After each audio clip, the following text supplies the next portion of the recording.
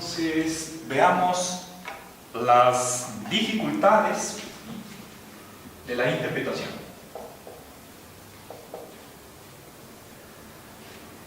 Bien, a ver, como ha sucedido en otras exposiciones, creo que en tan corto tiempo del que disponemos, no puedo exponer todo el detalle de la argumentación que presenta esta autora, pero sí voy a presentar por lo menos algunas ideas principales para que ustedes vean por dónde va la discusión. A ver, en general, lo que dice esta autora, Raquel, es que si nosotros le imputamos estas tres creencias a Hume, entonces vamos a caer en contradicciones con otros pasajes principalmente de su tratado, o vamos a creer que Hume es un pensador descuidado, que a veces se confunde, y bueno, en algunos casos voy a hacer referencia. He traído aquí la primera obra para leerles pasajes claves que van aparentemente en contra de estas afirmaciones que he acabado de exponer. Ahora, ¿qué piensa Raquel con respecto a este argumento? Por una parte, ella dice que... voy a poner aquí con las iniciales. Bueno,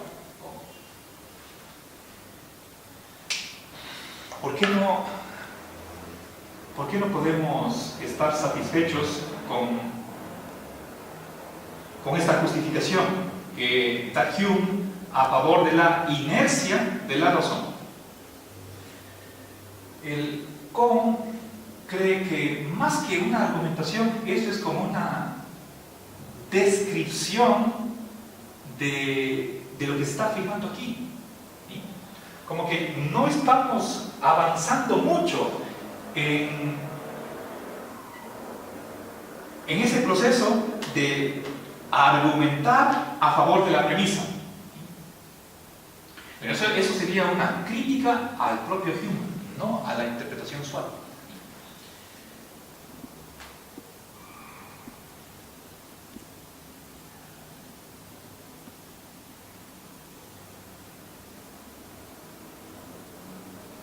A ver, veamos.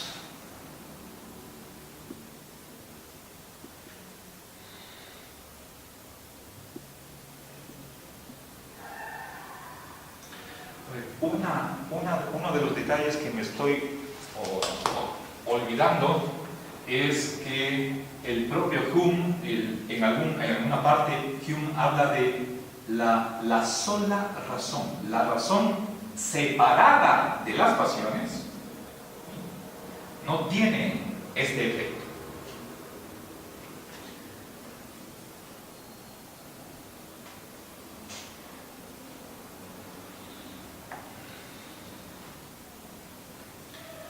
Quisiera introducir aquí el nombre de una tesis, que a veces se la conoce con el nombre de internalismo del juicio moral.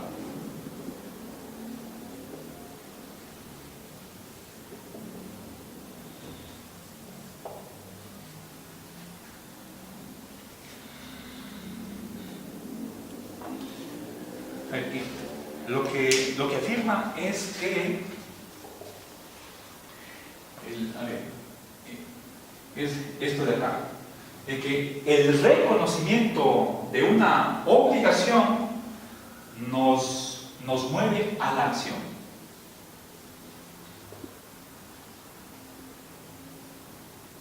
El reconocimiento de una obligación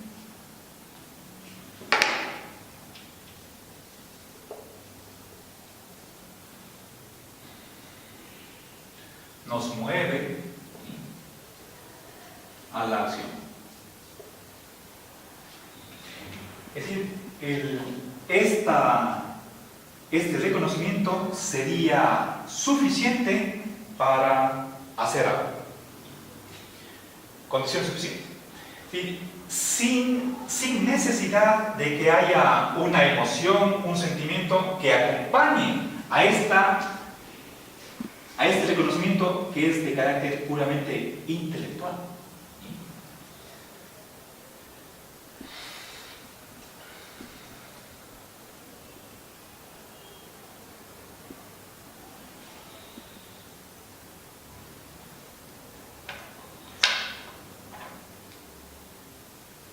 A ver, ahora voy a leerles un pequeño pasaje del tratado en donde se ve que este argumento tiene dificultades. Para eso estoy utilizando una traducción o una edición de Félix Duque. Esto es de la Editora Nacional de Madrid. En la página 301 y 302 encontramos lo siguiente.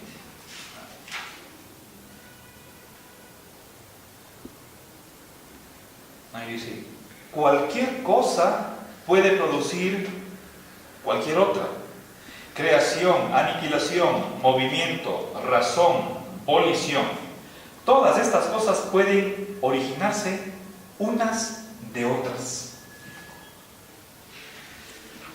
A ver, entonces, menciona en primer lugar razón y volición y concede que una puede originar a la otra. Entonces, la razón podría influenciar en la voluntad y viceversa, la voluntad en la razón.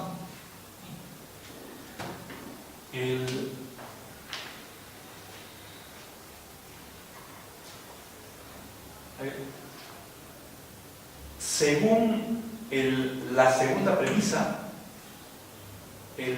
la razón no podría tener influencia sobre la voluntad, pero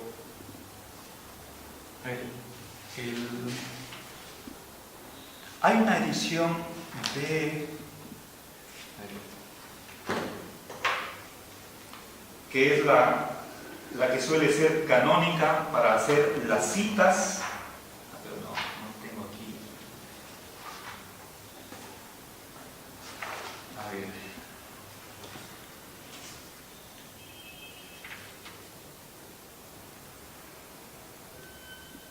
Este rato no puedo encontrar, pero están aquí al margen las páginas. Voy a ponerles, esto está en la página 173. Página 173. Bien, entonces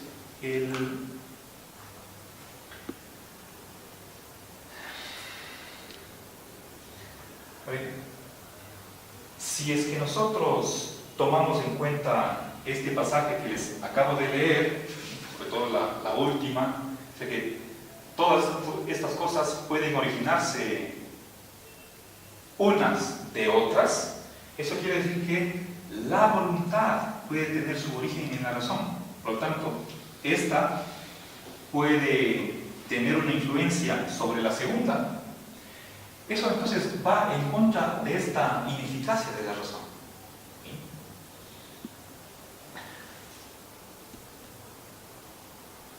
A ver, por otra parte, si es que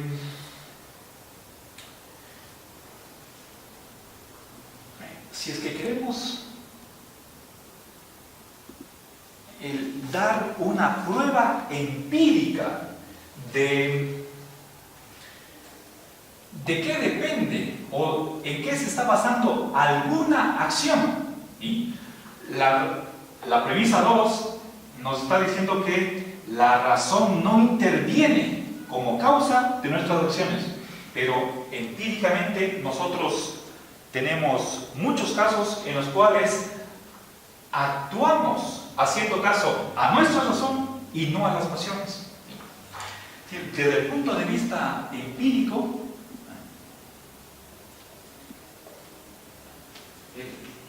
empíricamente podemos nosotros constatar que a veces la razón sí nos mueve a la acción.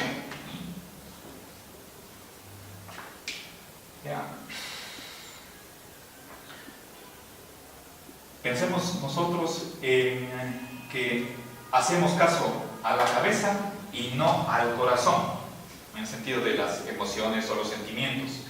Puede ser que nosotros tengamos buenas razones para oponernos o para bloquear ciertas pasiones que tenemos. Un ejemplo. A ver, bueno, puede ser que, bueno, según la interpretación usual, un pasaje contradiga a otro, ¿sí? Pero para no achacarle a Hume contradicciones, tendríamos que hacer una reinterpretación. Pensemos en una situación en la que alguien me ofende, ¿sí?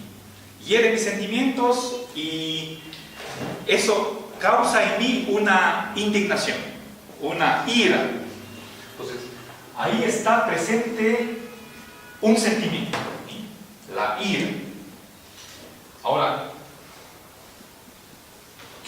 ¿cómo puedo reaccionar ante eso? Puede ser un insulto o esa situación. Yo podría iniciar una pelea y, por ejemplo, darle un trompón a la otra persona. Movido, dar un trompón, eso es una acción. ¿Sí? Le puedo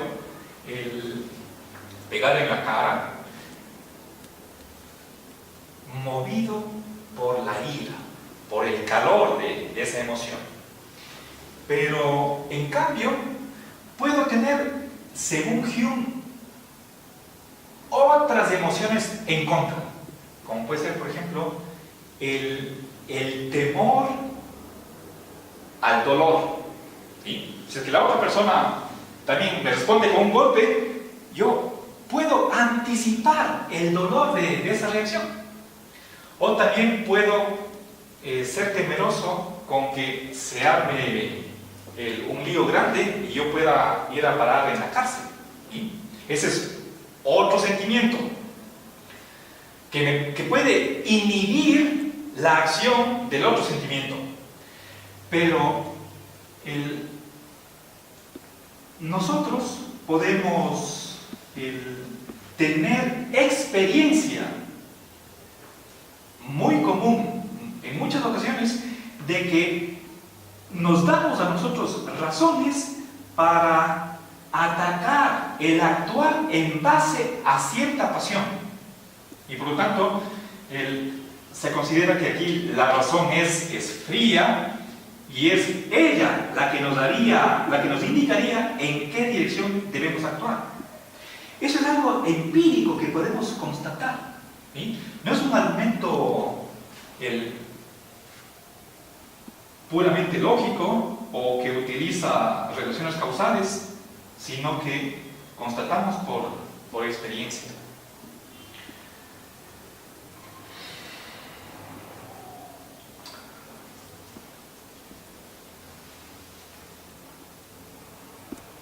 Ahora voy a pasar a leerles dos pasajes más para nuevamente ahondar en este tema de la infertilidad. Entonces, en la 616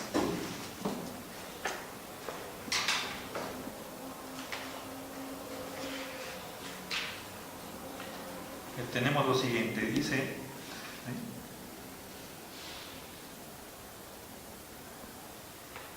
aquí está, dice, dado que la sola razón no puede nunca producir una acción o dar origen a la volición, ¿sí? Deduzco que esta misma facultad, está hablando de la razón, es tan incapaz de impedir la volición como de disputarle la preferencia a una pasión o emoción. Esta consecuencia es inevitable.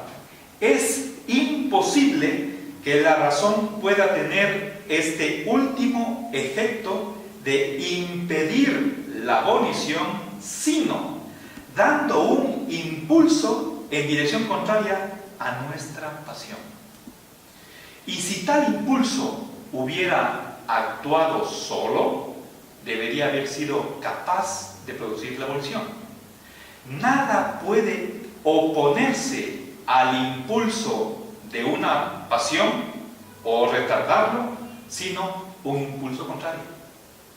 Y más adelante concluye, dice, por tanto, es manifiesto que el principio opuesto a nuestra pasión no puede ser lo mismo que la razón, y que solo es denominado así en sentido impropio.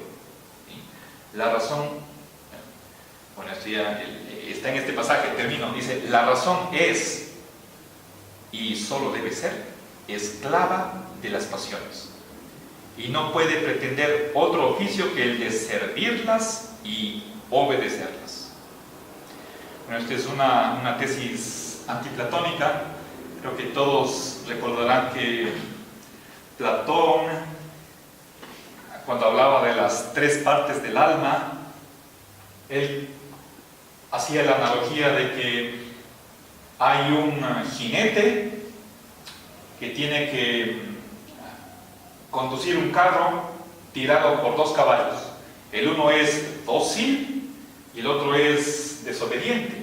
Cuando los tres elementos, las tres partes actúan como debe ser, con la subordinación de los caballos al jinete, que es la razón, entonces esa persona es justa. Bueno, eso es también por ahí van los estoicos, la razón es la que domina. Acá no. Según Hume, este último pasaje, lo que está diciendo es que la razón es meramente instrumental y va a proporcionar información, puede ser de relaciones causales, para que las pasiones tomen las riendas de lo que se debe hacer. A ver, veamos el otro pasaje.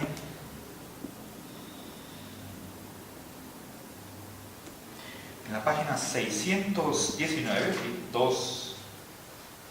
esto está en esta edición canónica, que no tengo los editores, en la página 416. Tenemos al final de la página lo siguiente.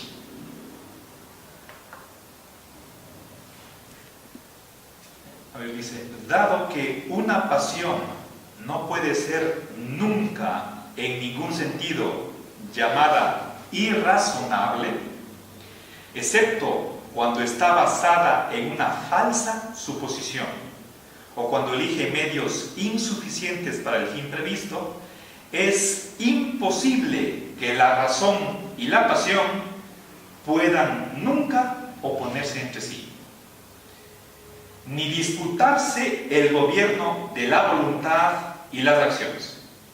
Es decir, el razón y pasión van de la mano, no están en pugna. ¿Sí? En el momento mismo en que percibimos la falsedad de una suposición o la insuficiencia de los medios, nuestras pasiones se someten a nuestra razón sin oposición alguna. ¿Sí? La pasión se somete a la razón. ¿Cuándo cambia la creencia? A ver, pensemos, por ejemplo, en algo que me sucedía a mí. Cuando llegué a Cuenca, yo tenía miedo de las malas nuevas. Estaba en mi cuarto, en mi estudio, y de repente entraba al cuarto una mala nueva y yo me levantaba con pánico del escritorio y huía del cuarto. ¿Sí? Pero eso es algo irracional. ¿Sí? Puedo decir, me ganó el miedo, pero es un temor, según lo que acabamos de decir en esta página,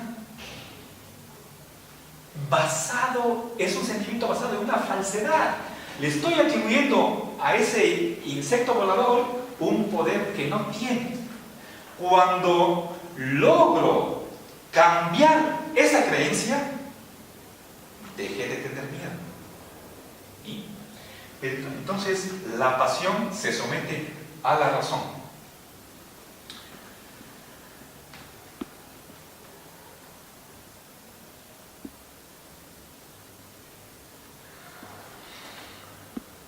Ahora quisiera terminar con un pasaje les voy a leer dos últimos pasajes a favor nuevamente de esta tesis de que la razón sí influye en la acción, y otra en contra de la tesis 2. Voy a leerles en la página 676.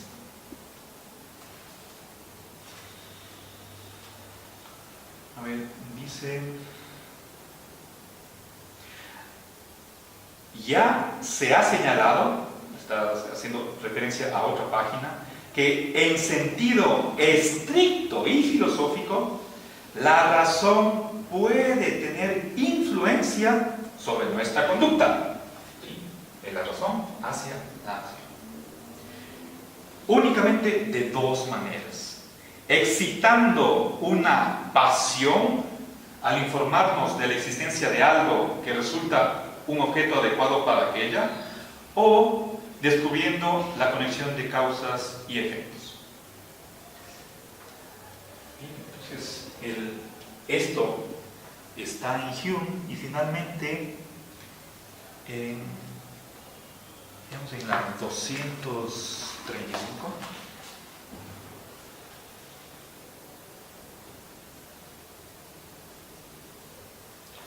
En efecto, pues de la creencia,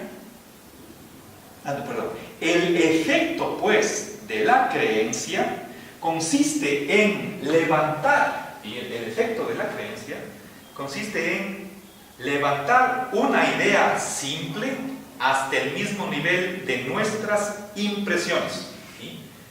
Es decir, hacer que la idea cobre fuerza y vividez, tanto como si fuera una impresión,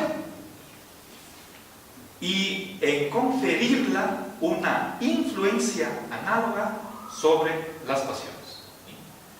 Es decir, aquí la creencia tiene influencia sobre la acción y la pasión. Bueno, entonces creo que con esto lo que quería ilustrar es que, según la autora, si nosotros interpretamos lo que expone Hume, atribuyéndole estas tres tesis, vamos a caer en contradicciones con otros pasajes de Hume, y que para evitar esas dificultades, lo mejor será abandonar estas tres tesis y de esa manera devolver la consistencia en esta interpretación usual, y creer que el Hume no es anticognitivista, De modo que un juicio moral puede expresar una creencia, y habría que rechazar esta conclusión. Una evaluación moral, ¿sí?